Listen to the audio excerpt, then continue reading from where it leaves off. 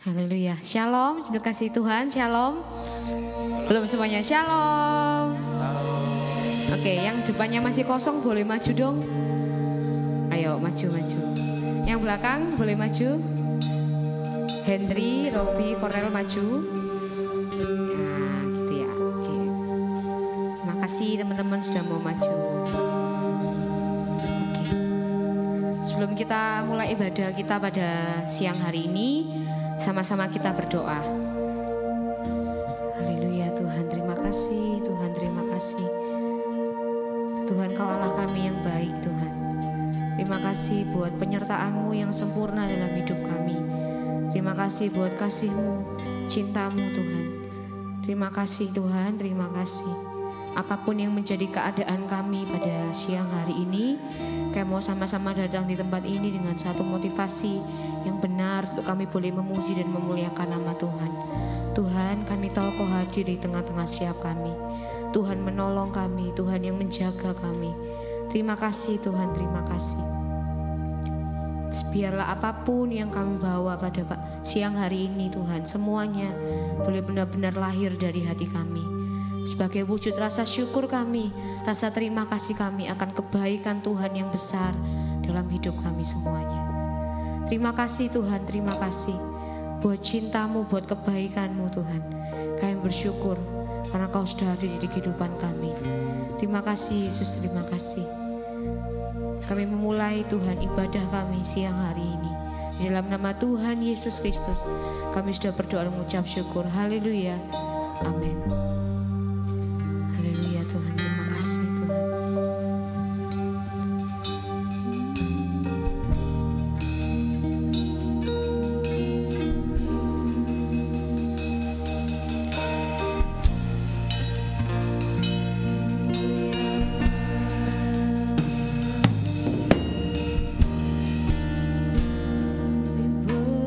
Bersyukur Kau baik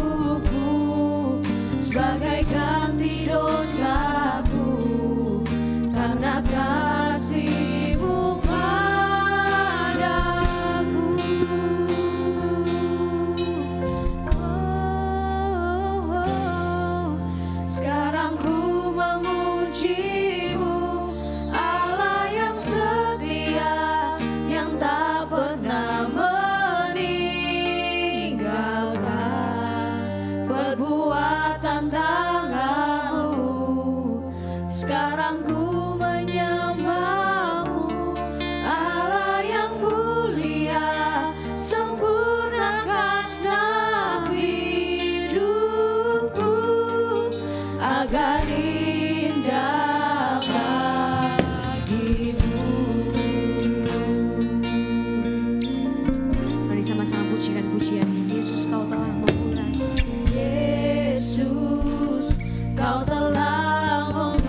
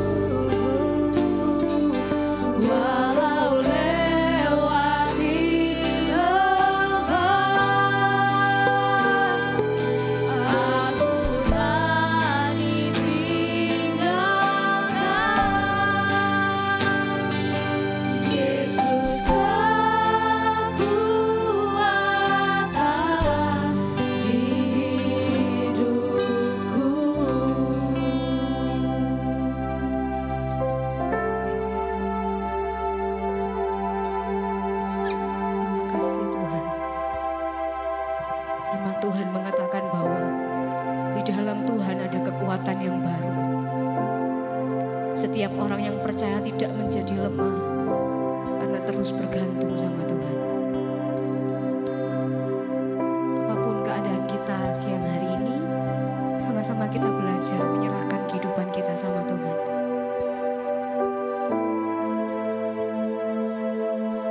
Kesempatan yang Tuhan kasih sampai hari ini, sama-sama kita gunakan sebaik mungkin. Haleluya, Yesus Tuhan.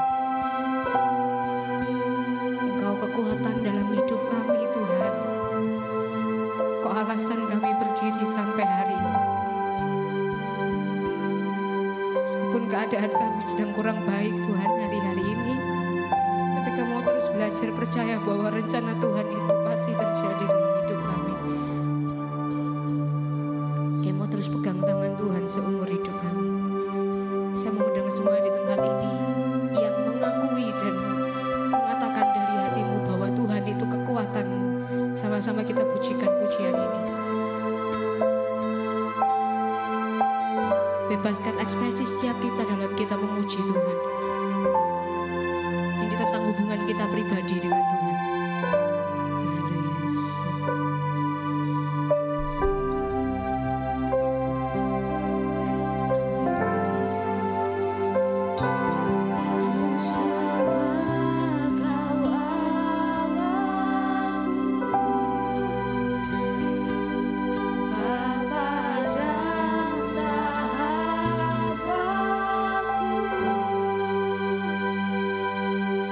Kau yang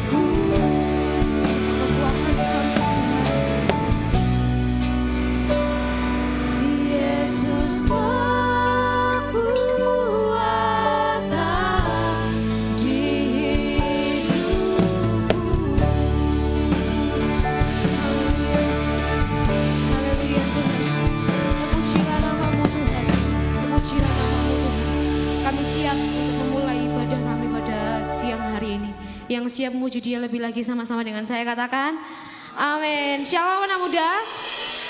Belum semuanya shalom anak muda. Boleh kasih tos pakai dua tangan gini ya. Katakan Tuhan Yesus mengasihimu, Tuhan Yesus mengasihimu, Tuhan Yesus mengasihimu, Tuhan Yesus mengasihimu. Haleluya. Kita percaya Dia Tuhan kita yang baik. Amin. Amin. Amin. Haleluya. Sebab Dia baik. Haleluya.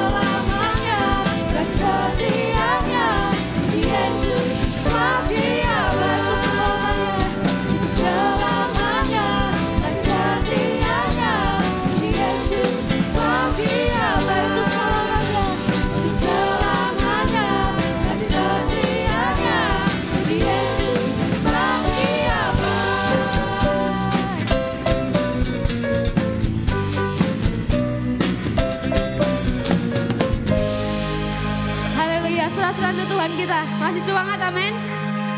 Masih semangat? Yang semangat katakan semangat. 1, 2, 3. 1, 2, 3. Semangat. Haleluya. Dia Tuhan kita yang luar biasa. Dia Tuhan kita yang kasih-Nya begitu besar. Haleluya.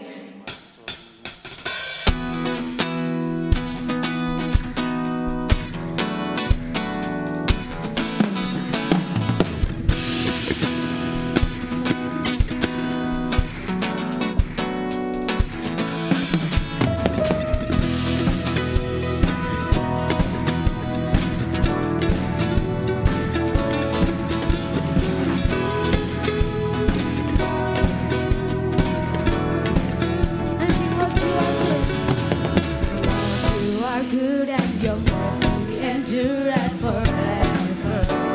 Let's sing, Lord, you are good. Lord, you are good and your mercy endureth forever. People from every nation and now, from generation, let's sing, we worship you. Hallelujah, hallelujah, we worship you for who you are. Sing, we worship you, Lord. We worship you. Hallelujah, hallelujah, hallelujah, we worship you for who you are. Let's sing, you are good. You are good.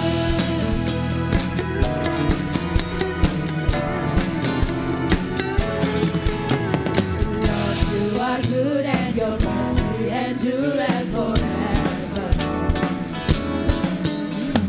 Lord, you are good and your mercy endureth forever. Let's sing, people. People from every nation and now, from generation to generation, we worship you. Hallelujah, hallelujah, we worship you for who you are. We worship you, we worship you. Hallelujah, hallelujah, we worship you for who you are. Sama-sama katakan, you are good. Sekali ya. Lord, you are good and your mercy endureth forever. Lord, you are good and your mercy endureth forever.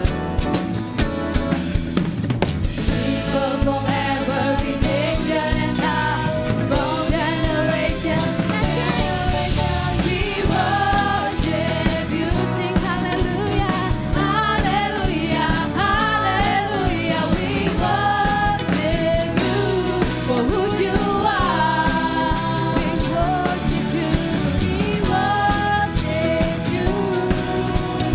Hallelujah, hallelujah, we worship you for who you are. Let's sing, you are good, you are good. Hallelujah.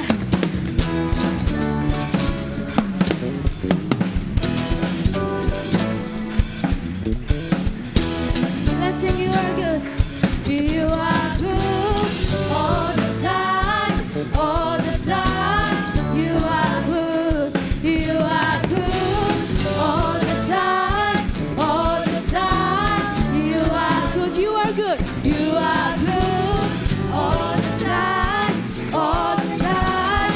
You are good, you are good all the time, all the time. Let's sing, people. People from every nation and now, from generation. Let's sing, people. People from every nation and now, from generation to generation, we worship you.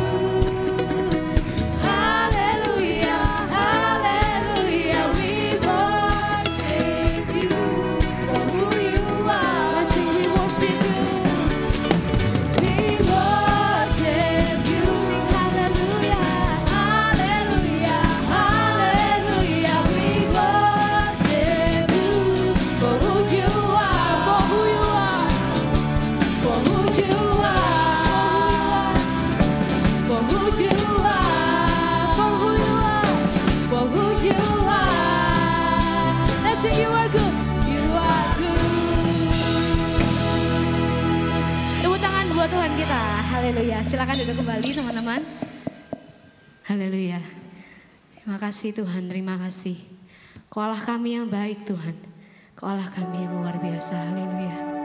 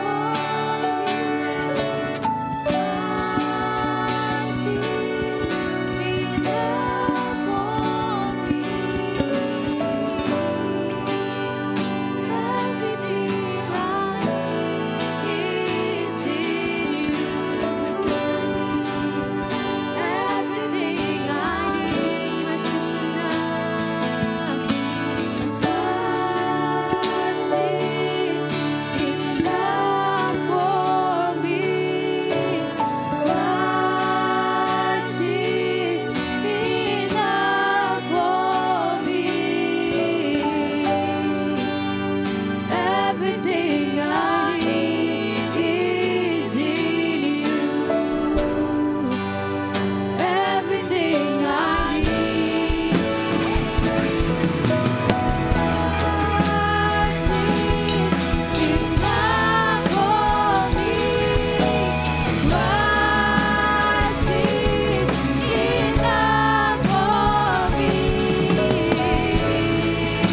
Everything I need.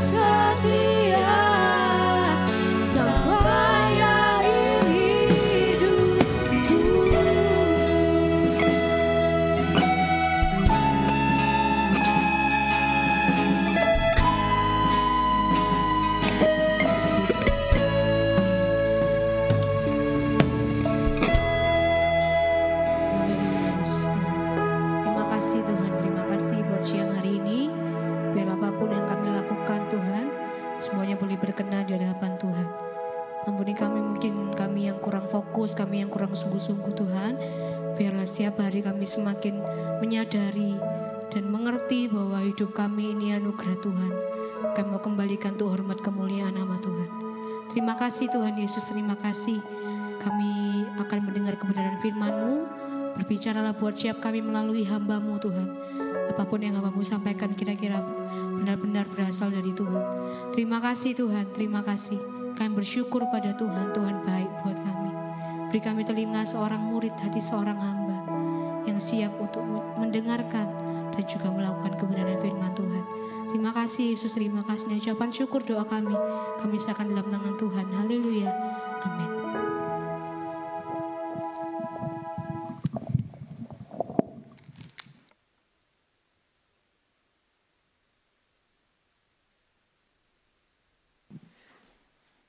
Oke, shalom. Shalom. Puji Tuhan. Siapa di sini yang rindu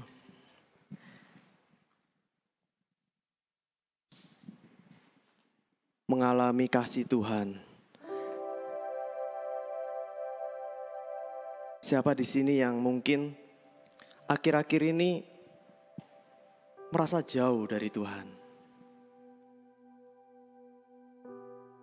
Tuhan taruh isi hati Tuhan tentang closer, lebih dekat. Mungkin selama ini kita dinasihati, ayo dekat Tuhan, ayo dekat Tuhan. Ayo datang ke gereja. Ayo doa, ayo baca firman. Mungkin teman-teman ikut KKR, habis pulang KKR semangat, dekat Tuhan, mengasihi Tuhan. Habis pulang dari retreat, masih semangat, berapi-api. Tapi begitu pulang, ketemu dengan teman-teman, ketemu dengan masalah, di rumah, orang tua kita mungkin berantem terus, pulang ke rumah tapi gak berasa pulang ke rumah. Banyak masalah, cita-cita kita gak bisa tercapai. Kita tes, pinginnya membanggakan orang tua dengan prestasi kita tapi ternyata gagal semua. Akhirnya kita kembali lagi ke kehidupan kita sebelumnya. Jatuh bangun dalam dosa. Kita kecewa. Ada yang kecewanya secara langsung, Tuhan di mana Tuhan? Tuhan kok jahat, Tuhan kok gak buat aku berhasil. Tuhan kok izinkan aku gagal. Tapi ada juga yang kecewanya itu gak secara langsung. Udah mulai gak berdoa. Mulai kembali ke dosa yang lama. Jatuh bangun dalam dosa. Bisa memulai dosa tapi gak bisa menghentikannya. Ada yang relate dengan hal ini? Jatuh bangun dalam dosa. Siang hari ini bukan tentang kita mau mendekat ke Tuhan atau enggak. Bukan tentang kita ini bisa mendekat ke Tuhan, bisa kembali ke Tuhan atau tidak. Bukan tentang itu. Siang hari ini, closer, itu tentang Tuhan. Itu pingin banget dekat dengan kita. Enggak nunggu kita ini ingin dekat dengan Tuhan, enggak nunggu kita ini ingin bertobat, enggak tunggu kita ini buat janji ke Tuhan. Tuhan aku janji, aku enggak melakukan dosa itu lagi, baru Tuhan ingin mendekat. No. Di saat kita menjauh, bahkan di saat kita kecewa sama Tuhan, di saat kita enggak bisa lepas dari ikatan dosa kita, Tuhan ingin dekat. Itu yang dimaksud dengan closer. Lebih dekat lagi, bukan tentang kita, tapi tentang hati Tuhan yang ingin dekat. Gak peduli keadaanmu, gak peduli kegagalanmu, gak peduli masa lalumu, gak peduli kamu sebelum ke gereja kamu buat dosa, gak peduli. Siang hari ini, tempat ini, Tuhan ingin lebih dekat. Next, Di dalam Efesus pasal yang kedua, ayat 13 sampai 14. Tetapi sekarang di dalam Kristus Yesus, kamu yang dahulu jauh, katakan jauh, sudah menjadi dekat, katakan dekat, oleh darah Kristus. Karena dialah damai sejahtera kita yang telah mempersatukan kedua pihak dan merubuhkan tembok pemisah, yaitu perseteruan. Kamu yang dahulu jauh menjadi dekat. Kamu yang bisanya menjauh, Tuhan bisanya mendekatkan kita. Kita yang setiap hari menjauh dari Tuhan, Tuhan bisanya setiap hari ingin mendekat dengan kita. Apapun yang harus Tuhan lakukan, seberapapun mahal harganya, Tuhan akan bayar untuk mendekat kepada kita. Seringkali kita salah sangka. Kalau kita berbuat dosa, Tuhan jauh. Kalau kita buat dosa, kita nggak layak sama Tuhan. Kalau kita udah tinggalkan Tuhan, Tuhan cuma nunggu kita kembali. Salah. Ketika kita menjauh, yang Tuhan lakukan adalah bagaimana Tuhan bisa menjadikan kita dekat. Berbicara tentang jauh, dekat. Saya teringat tentang proyek jalan tol, ya kan? Intinya dari proyek jalan tol, proyek infrastruktur itu kan yang jauh dijadikan apa? Dekat. Itu intinya. Jarak yang jauh, tempat yang jauh, yang dulunya harus ditempuh berjam-jam lamanya, dijadikan dekat. Dari tahun 2012 saya sering bolak-balik PP Surabaya Tulungagung. Dulu naik motor, naik bus, 4,5 jam. Hari Jumat sore pulang kuliah, saya langsung pergi ke Tulungagung. 4,5 jam, 5 jam, bahkan 6 jam kalau macet.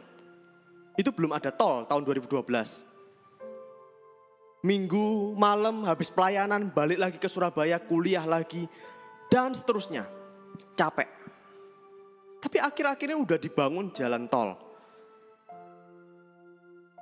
Yang tadinya 4,5 jam jaraknya, sekarang menjadi 2 jam. Paling lama 2,5 jam. Yang jauh jadi dekat. Yang tadi lama jarak tempuhnya jadi cepat. Yang tadinya habisin bensin banyak jadi hemat. Itu intinya proyek tol. Next. Nah ini nih. Ketika berbicara tentang proyek infrastruktur itu ada 3 elemen yang ada. Yang pertama adalah inisiator. Kita tahu siapa inisiatornya? Siapa itu? Pak Jokowi. Pak Jokowi ini bapak infrastruktur. Papua yang tak terjangkau sekarang jadikan terjangkau. Apa yang jauh dijadikan dekat sama Pak Jokowi. Pak Jokowi ini inisiatornya, idenya, inisiatifnya, perintahnya, mandatnya, plannya itu dari Pak Jokowi. Maunya itu dari Pak Jokowi. Kalau Pak Jokowi nggak mau, ya udah nggak jalan. Tapi karena Pak Jokowi mau, aku mau Papua terjangkau, ya udah jadikan terjangkau. Yang jauh jadi dekat.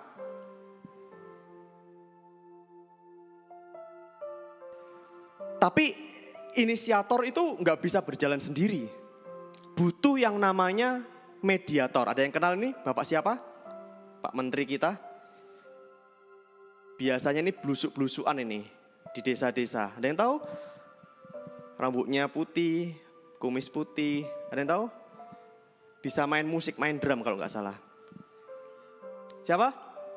Ayo. Pak siapa ini? Ayo.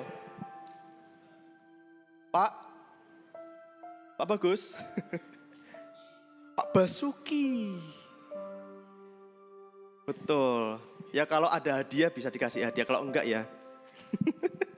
Pak Basuki, plannya dari Pak Jokowi. Ketika Pak Jokowi bilang dekatkan Surabaya Tulungagung, dekatkan.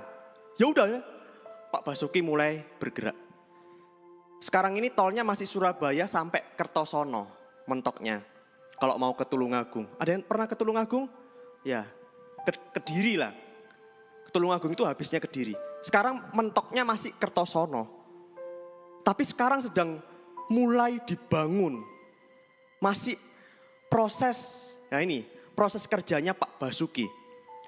Dari Kertosono itu diterusin sampai Kediri, sampai ke Tulungagung. Yang tadinya, yang sekarang ini naik tol 2 jam, nanti bisa 1 jam. Surabaya Tulungagung. Yang jauh jadi dekat. Tugasnya Pak Basuki ini berat, repot, susah. Kenapa? Dia harus masuk ke wilayah-wilayah, ketemu dengan Pak Bupati, Pak Camat mungkin, Pak RW, atau ada suku-sukunya mungkin, tua-tua suku, orang yang dituakan. Ngapain? Nego. Boleh enggak inilah hanya dibuat jalan tol? Negara beli tanahnya. Akan dilakukan pembebasan lahan. Oh, itu prosesnya enggak sebentar, enggak gampang.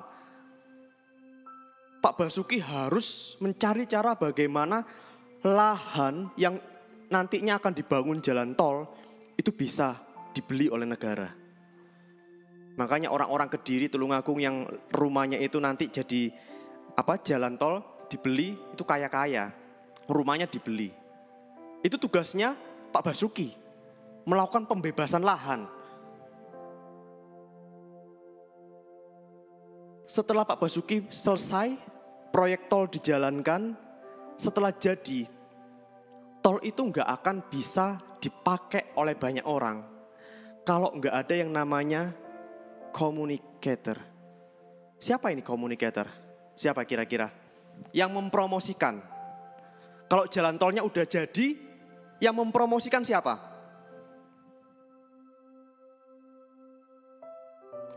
Yang mempromosikan yang seperti yang saya lakukan tadi. Surabaya Tulungagung yang tadinya 4,5 jam jadi 2 jam. Ini udah termasuk communicator. Saya bisa menyampaikan ini karena saya ngalamin. Dulu 4,5 jam capek lama. Tapi setelah ada jalan tol 2,5 jam, 2 jam.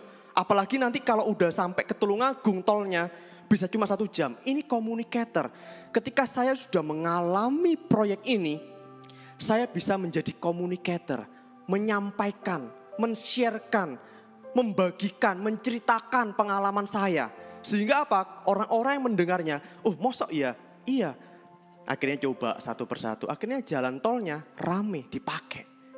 Coba kalau nggak ada yang make, nggak ada yang mau menjadi communicator, nggak ada yang mau menjadi men-sharekan, menceritakan pengalaman itu, ya jalan tol ini akan jadi sepi. Next, kenapa saya hubungkan ini dengan proyek jalan tol? Yang jauh jadi dekat. Tuhan itu punya proyek terbesar ini. Yang jauh jadi dekat. Efesus 2 ditulis oleh Paulus. Paulus ini rasul yang sungguh luar biasa nangkep proyeknya Tuhan. Yang jauh jadi dekat, ini proyek terbesarnya Tuhan. Kenapa kok terbesar? Ada yang bawa Alkitab? Ada yang bawa Alkitab? Buku? Ada? Bisa diangkat? Gak ada ya? Proyek infrastrukturnya Tuhan ini, prosesnya lama sekali. Kalau teman-teman buka, antara perjanjian lama dan perjanjian baru. Oke. Ini ada 1 lembar kosong. 1 lembar saja.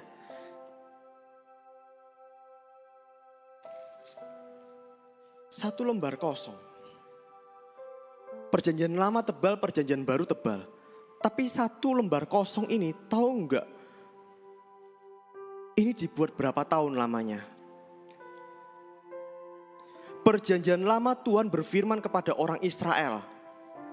Orang Israel yang keras kepala, orang Israel yang meninggalkan Tuhan, orang Israel menyembah berhala. Tuhan terus berfirman, gak berhenti-berhenti. Sampai pada satu ketika di kitab Maleaki yang terakhir, Tuhan diam. Surga diam. Malaikat yang selama ini dikirim Tuhan berhenti. Surga tertutup rapat. Akhirnya 1 lembar kosong ini Tuhan berdiam. selama 400 tahun lamanya. Sebelum dimulai kisah perjanjian baru, kisah pertamanya tentang apa? Tentang apa? Kitab Matius pasal pertama tentang apa? Tentang apa? Yesus apa?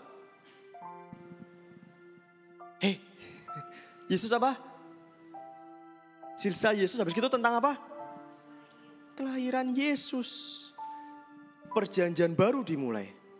Tapi antara perjanjian lama yang terakhir sampai sebelum Yesus lahir, 400 lamanya Tuhan diam. 400 lamanya surga tertutup rapat. 400 lamanya nabi-nabi enggak menyampaikan firman Tuhan. Kenapa? Mempersiapkan proyek terbesarnya ini. Infrastrukturnya Tuhan. Menghubungkan antara surga dengan bumi. Menghubungkan antara Tuhan dengan manusia. Menghubungkan antara manusia yang jauh dijadikan dekat. Siapa yang bilang kalau manusia sudah berdosa, Tuhan gak mau dekat-dekat?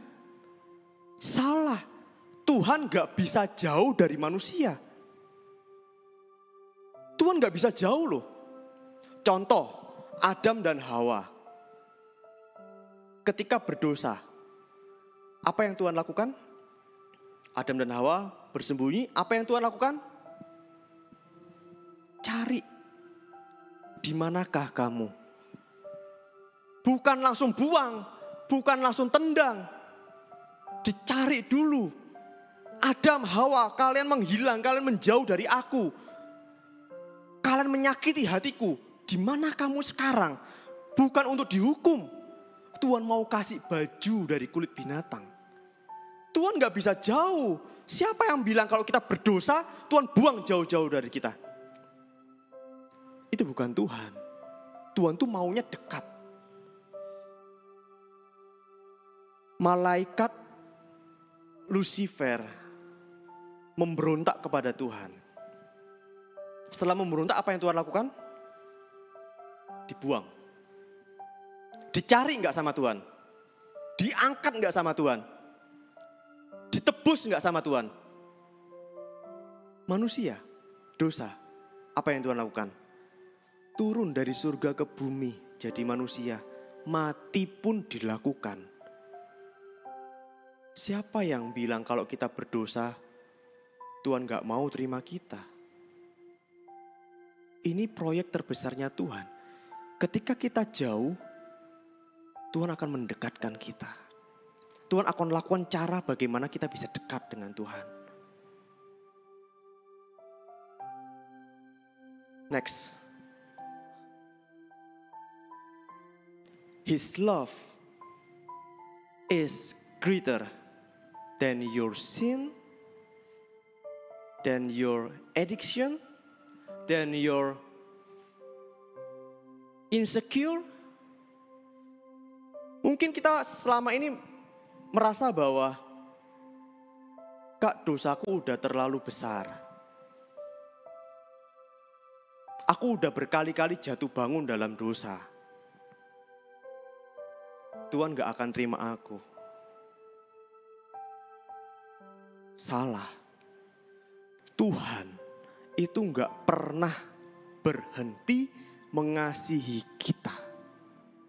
Tuhan gak pernah ilfil dengan dosa kita.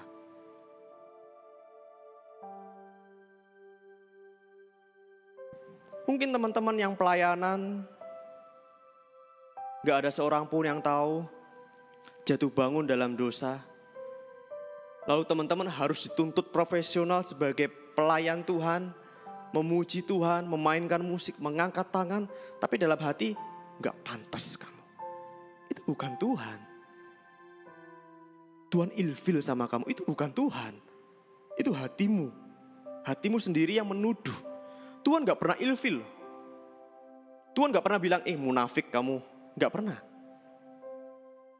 Kasihnya itu lebih besar daripada dosa kita. Kasihnya lebih besar daripada kekurang ajaran kita. Kita mungkin mempermainkan Tuhan. Bolak-balik jatuh bangun dalam dosa, kita mempermainkan Tuhan. kasihnya Tuhan itu jauh lebih gede dari dosa kita. Dia nggak pernah ilfil. Kalau kita ilfil, orang berbuat satu kali, satu hal saja mengecewakan kita atau membuat yang memalukan kita akan nggak banget deh temenan sama ini. Gampang ilfil, tapi Tuhan nggak bisa ilfil. Karena Allah adalah kasih. God is love. Bukan Tuhan punya kasih. Bukan Tuhan mengasihi. Tapi Tuhan itu kasih. Ketika Tuhan gak mengasihi, dia gak jadi Tuhan lagi. Tuhan gak pernah bisa berhenti untuk mengasihi. Karena dia adalah kasih. Next. Sebab Allah mendamaikan dunia dengan dirinya oleh Kristus dengan tidak memperhitungkan pelanggaran mereka. Siapa di sini yang punya mama atau papa? Waktu kecil dulu ya mungkin jatuh. Ya kan lari-lari, mama kita udah bilang ayo jangan lari ayo. Duduk, diam, makan ini waktunya makan. Lari terus jatuh, buak gitu kan. Apa yang mama kita lakukan pertama kali? Tolong atau ngomel? Langsung tolong atau diungkit semua kenakalan kita? Tuh kan, gak dengerin mama kan? Bandel kamu, cengkal kamu. Apalagi mamanya berantem sama papanya persis kayak papamu. Diungkit dulu. Gak pernah nurut. Kamu ini malu-maluin mama tok kamu. Nilaimu gak pernah bagus. Diungkit dulu pelanggarannya, baru ditolong. Tidak dengan Tuhan kita. Sebab Allah mendamaikan dunia yang tadi menjauh. Kita yang tadi menyakiti hati Tuhan. Kita yang tadi gak mau dekat dengan Tuhan. Kita yang jatuh bangun dalam dosa. Tuhan katakan dengan tidak memperhitungkan pelanggaran mereka.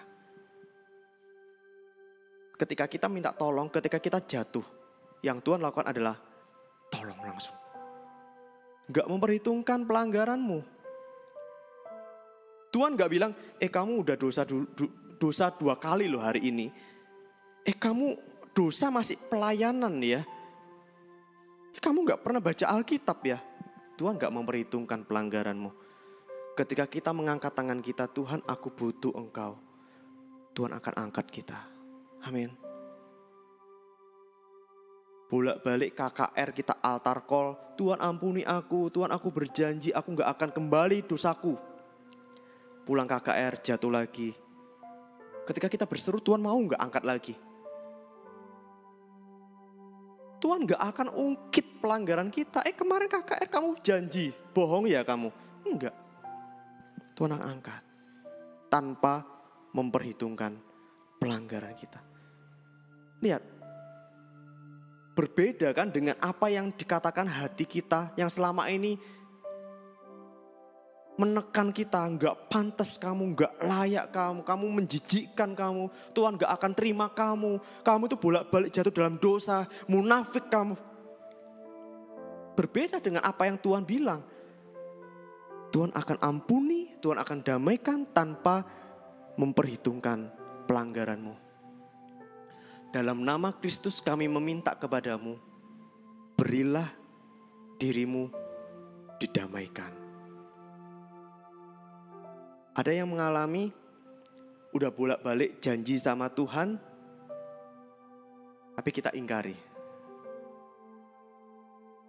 Tuhan aku janji Tuhan, gak dosa lagi. Tuhan aku janji Tuhan, gak nonton film porno lagi. Tuhan aku janji Tuhan, gak ngerokok lagi. Tuhan aku janji Tuhan, gak melakukan pacaran gak kudus lagi Tuhan. Tapi jatuh lagi. Janji jatuh, janji jatuh. Salahnya adalah kita janji itu artinya kita mengandalkan kekuatan kita sendiri. Aku janji Tuhan, aku. Itu yang membuat kita jatuh bangun dalam dosa. Ini poinnya. Berilah dirimu didamaikan oleh Allah. Yang mengerjakan itu Tuhan.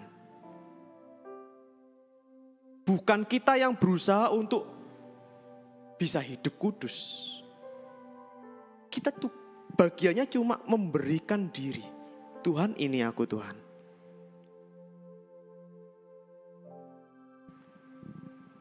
Saya punya seorang murid SMP di Surabaya. Anaknya baik, cowok. Lalu selama pelajaran agama, dia anak yang rajin, anak yang aktif. Anak yang suka pimpin doa, pimpin worship. Suatu ketika saya harus meninggalkan sekolah itu, saya pindah ke sekolah lain. Beberapa tahun kemudian, dia hubungi saya. Kak, aku boleh cerita ya? Aku udah jatuh dalam dosa. Akhirnya cerita, dia cerita bahwa dia menjadi korban pelecehan seksual dengan teman laki-laki. Dia laki-laki dilecehin sama teman laki-laki. Waktu kapan? Di mana? Di acara retreat. Hah? Retreat? Retreat agama Kristen? Iya. Retreat murid-murid Kristen. Dilecehin aku, Kak. Nah, terus kamu apa yang kamu rasakan? Aku ngerasa kotor, Kak. Aku ngerasa hina. Aku ngerasa gak pantas lagi datang ke Tuhan. Gak pantas lagi melayani Tuhan. Dan lebih parahnya lagi, meskipun dia jijik dengan apa yang teman-temannya lakukan, dia menjadi homo. Dia jijik, tapi dia menikmati. Tapi dia terbuka sama saya. Berkali-kali aku berusaha lepas dari dosa itu, gak bisa, Kak. Gak bisa. Semakin terpuruk, semakin hancur gambar diriku. Semakin hina, semakin menjijikkan. Tapi aku gak bisa lepas. Satu ayat ini bukan tentang seberapa kuat janjimu meninggalkan dosamu. Bukan seberapa kuat komitmenmu untuk tinggalkan dosamu.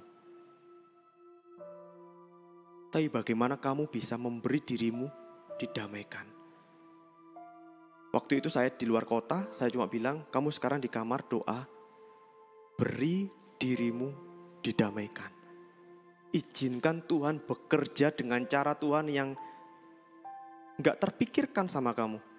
Akhirnya dia doa. Beberapa bulan kemudian setelah saya share ayat ini, dia bilang, Kak, aku udah bebas. Udah gak sama sekali melakukan homoseksual. Dan dia melayani Tuhan. Dan beberapa tahun yang lalu, 2 tahun atau 3 tahun yang lalu, saya dapat kabar dari Facebook bahwa anak ini dipanggil Tuhan. Setelah dia didamaikan oleh Allah. Bukan dari KKR, bukan dari acara retreat, bukan dari altar call, bukan seberapa kuat dia nangis, Tuhan ampuni aku, Tuhan aku berjanji aku mau hidup buat Engkau. Bukan. Tapi bagaimana Tuhan, aku memberi diriku didamaikan. Kuasa Tuhan yang bekerja membebaskan kita. Karena ini proyeknya Tuhan, bukan proyeknya kita. Ini maunya Tuhan, bukan maunya kita. Supaya kita dekat dengan Tuhan, ini bukan maunya kita, ini maunya Tuhan. Tapi ketika kita mengizinkan Tuhan, aku mau memberi diriku didamaikan. Rasakan kuasa Tuhan bekerja. Apa yang jadi ikatan dosamu, itu akan terlepas. Next, terakhir. Sebab Allah mendamaikan dunia dengan dirinya oleh Kristus dengan tidak memperhitungkan pelanggaran mereka. Ia telah mempercayakan berita pendamaian itu kepada kami. Setelah didamaikan, setelah dibebaskan dari dosa, setelah dijadikan dekat,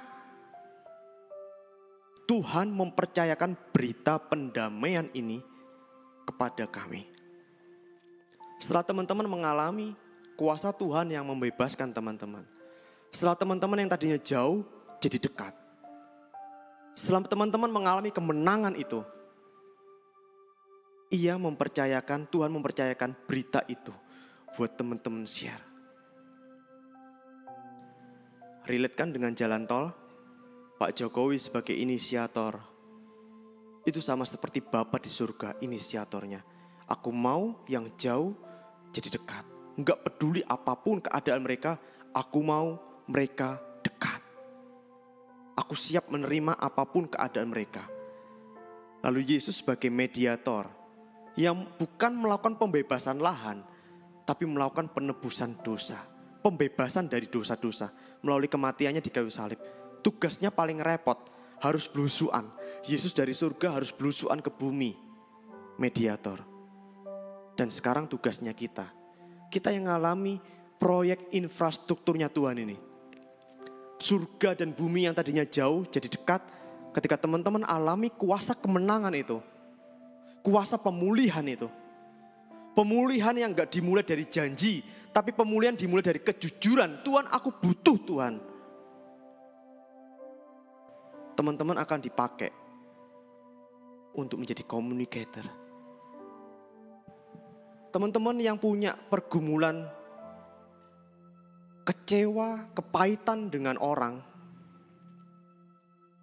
Ketika teman-teman mengalami kuasa pemulihan dari Tuhan, teman-teman bisa mengampuni orang-orang yang menyakiti, mengecewakan teman-teman.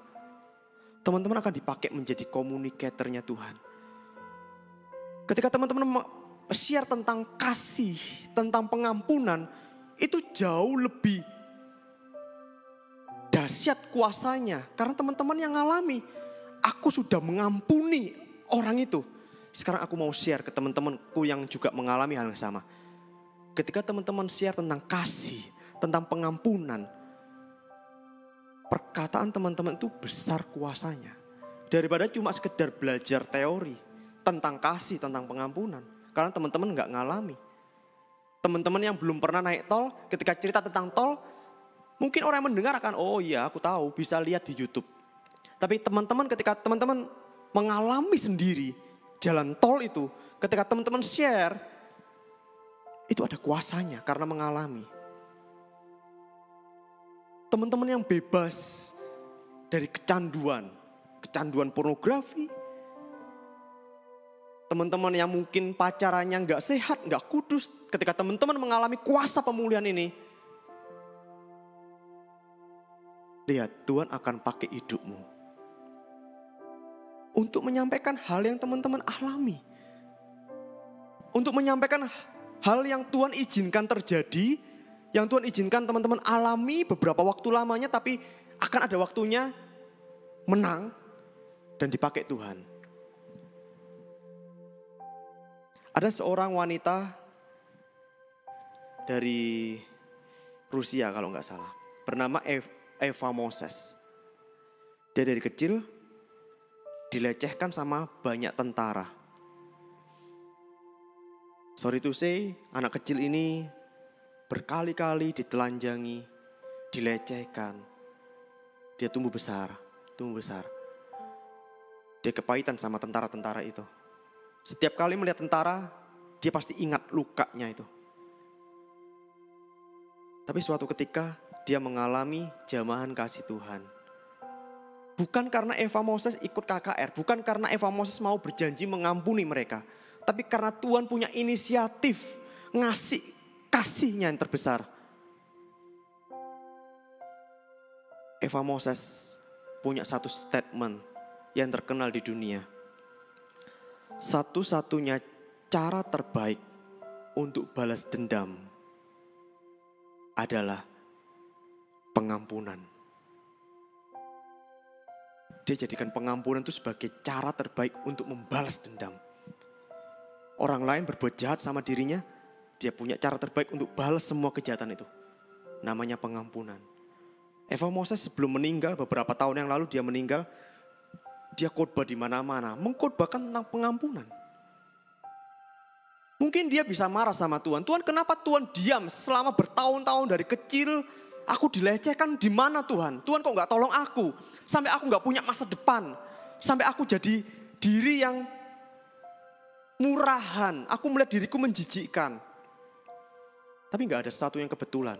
Ternyata Tuhan pakai masa lalu kelam Eva Moses untuk jadi alatnya Tuhan. Untuk jadi komunikatornya Tuhan tentang pengampunan. Tahu lagu Bapa Sentuh Hatiku? Bapa sentuh hatiku, ubah hidupku menjadi yang baru. Bagai saya undang pemain musik. Emas yang murni kau membentuk bejana hatiku. Bapa, ajarku mengerti sebuah kasih yang selalu memberi, bagai air mengalir yang tiada pernah berhenti. Tahu kisah lagu ini? Lagu ini ditulis oleh seorang remaja putri. Suatu ketika dia lari kepada teman laki-lakinya, nangis, dia cerita kepada temannya ini laki-laki. Aku hamil. Temannya ini kaget. Kok bisa hamil? Siapa yang menghamili kamu? Papaku sendiri. Akhirnya dia pulang ke rumah, dia cerita ke mamanya. Mamanya juga gak percaya, akhirnya dia teriak histeris. Aku gak mau seperti ini. Papa jahat, itu bukan papaku. Anak yang ada dalam perutku ini bukan anakku. Aku gak mau ini. Akhirnya dia gak bisa mengontrol dirinya. Dia teriak. Dan akhirnya mama papanya memutuskan untuk memasung anak ini ke kebun di belakang rumahnya. Dikasih satu pembantu untuk merawatnya. 12 tahun lamanya dia dipasung. Dia jadi orang gila. Bayangkan papanya sendiri melakukan hal itu. Pertanyaannya, di mana Tuhan? Apa yang Tuhan lakukan terhadap papanya? Apakah Tuhan balas? Apakah Tuhan bela perempuan ini? Enggak. Apakah Tuhan tolong? Enggak. 12 tahun. Bukan cuma 12 hari, 12 tahun. Saya enggak tahu apakah anaknya terlahir dengan selamat atau tidak.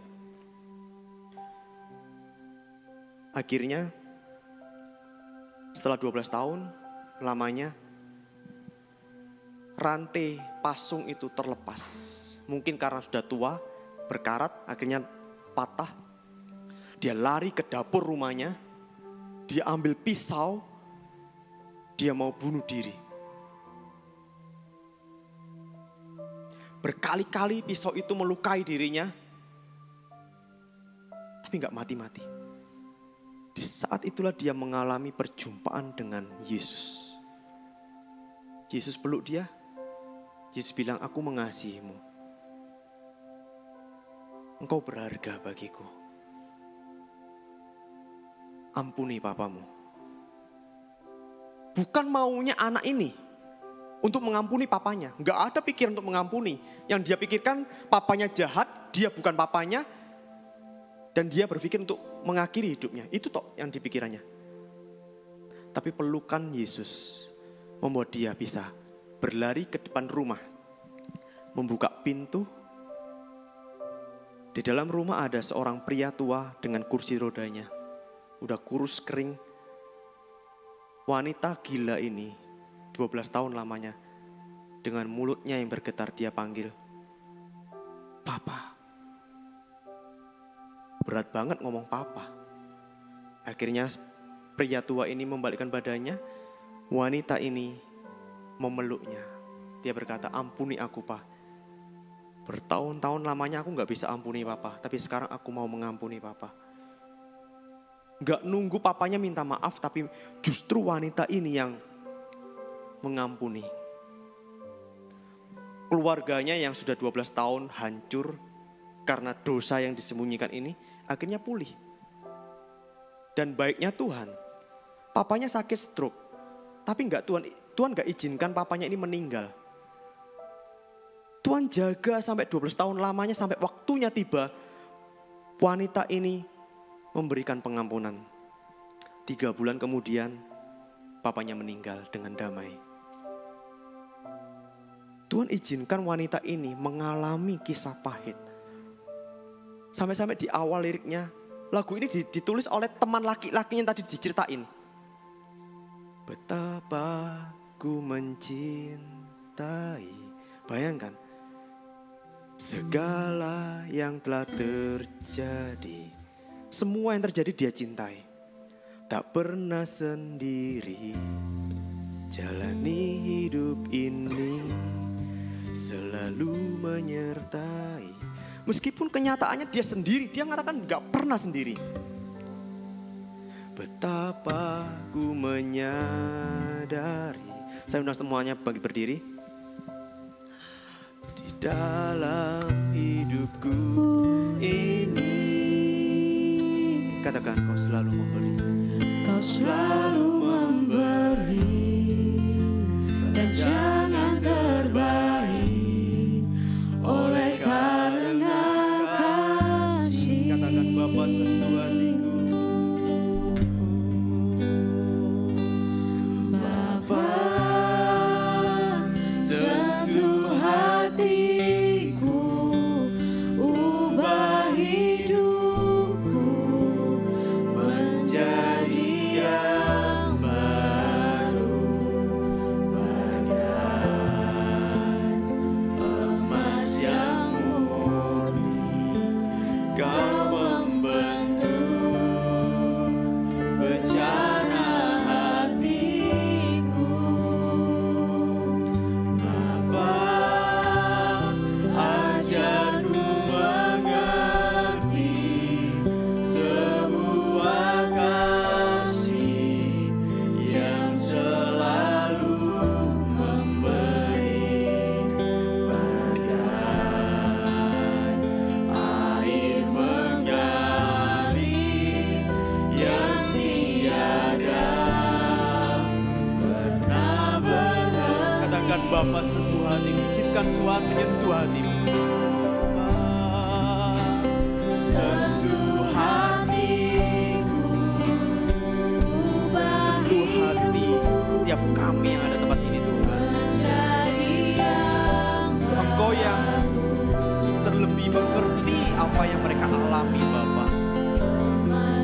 Mungkin orang terdekat mereka gak ngerti apa yang mereka alami, apa yang mereka rasakan. Bahkan orang tua mereka tidak mengerti keadaan mereka. Siang hari ini kami tahu bahwa Engkau yang mengerti keadaan kami. Sentuh hati kami Tuhan, sentuh alami kasih-Mu Tuhan. Izinkan kami mengalami jamahan kasih-Mu Tuhan.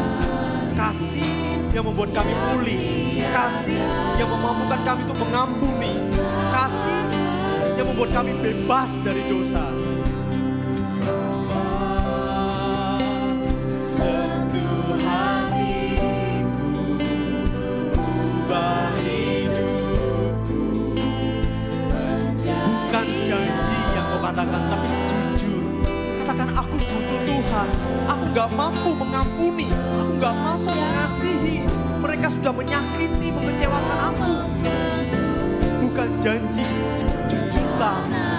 Aku butuh Tuhan. Aku gak bisa bebas dari dosa. Jatuh bangun aku dalam dosa. Jujur sama Tuhan, aku butuh Tuhan.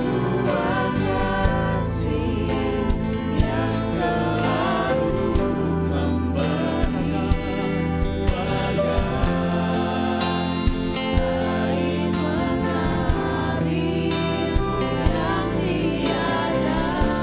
minta sama Tuhan, sentuh hati kami Tuhan, sentuh hatiku Tuhan.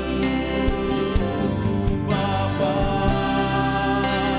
sentuh hatiku, sentuh hati kami yang keras karena kepahitan, karena kekecewaan. Hati kami yang hambar, Tuhan, izinkan kami kembali kepadamu Bapa. Bencana hati bentuk kami Tuhan, ajar mengerti sebuah kasih yang selalu memberi air mengalir yang tiada pernah berhenti. Katakan pada Tuhan, Bapa sentuh hatiku, Bapa sentuh hatiku, Ubah hidupku menjadi Tuhan tidak pernah meninggalkan kita. Tuhan tidak pernah jijik sama kita. Tuhan tidak pernah ilfil. Tuhan tidak pernah membuang, menolak kita. Tuhan menerima kita apa adanya. Tak peduli seberapa besar dosamu, tak peduli seberapa jauh kau sudah menjauhi Tuhan, kau sudah meninggalkan Tuhan. Tak peduli seberapa sering kau jatuh bangun dalam dosa, engkau mengecewakan Tuhan, engkau menyakiti hati Tuhan, engkau tidak bisa memuliakan Tuhan, tapi justru engkau mempermalukan nama Tuhan. Tak peduli semuanya itu, siang hari ini Tuhan mau bilang, engkau yang jauh, Tuhan mau jadikan dekat.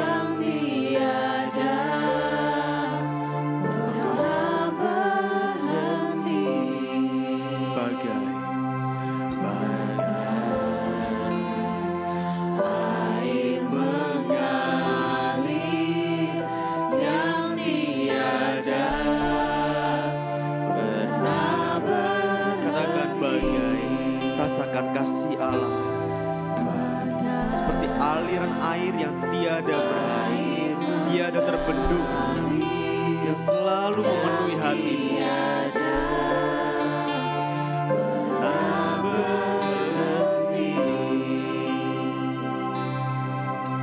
Angkat tanganmu di hadapan Tuhan sebagai bukti bahwa engkau memberi dirimu didamaikan.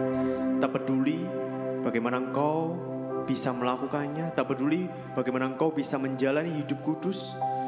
Itu bukan tentang kemampuanmu. Ini semua tentang kemauan Tuhan. Tuhan mau dekat dengan kita. Bapa, di hadapanmu, anak-anakmu mengangkat tangan Tuhan. Kami tahu kami enggak berdaya Tuhan untuk menang dari dosa. Bahkan sebelum ke gereja pun kami jatuh dalam dosa. Bahkan kami yang pelayanan pun kami jatuh bangun dalam dosa. Doa kami, penyembahan kami terasa hambar, kosong. Rohani kami kering. Berkali-kali kami mengikuti ibadah KKR mungkin, retreat. Kami berjanji, kami semangat untuk ikut Tuhan. Tapi berkali-kali juga kami jatuh bangun dalam dosa. Di siang hari ini Tuhan, kami merasakan, kami menerima kuasa-Mu, kuasa yang melebihi kemampuan kami, kuasa yang melebihi kekuatan kami, kuasa yang melebihi dosa kami, keterbatasan kami, yang memampukan kami untuk lepas dari dosa, yang memulihkan kami. Terima kasih Tuhan. Jadikan kami pribadi yang baru di hadapan-Mu Tuhan. Sebentar kami akan pulang, Tuhan berkati kami.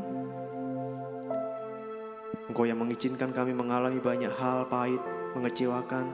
Kami mensyukuri semuanya itu, kami mencintai semuanya itu. Tidak ada yang kebetulan. Semuanya Tuhan izinkan terjadi. Supaya ketika kami mengalami pemulihan itu, kami bisa share, kami bisa bagikan pengalaman kami berjalan bersama dengan Engkau kepada orang-orang lain. Terima kasih Tuhan, terima kasih.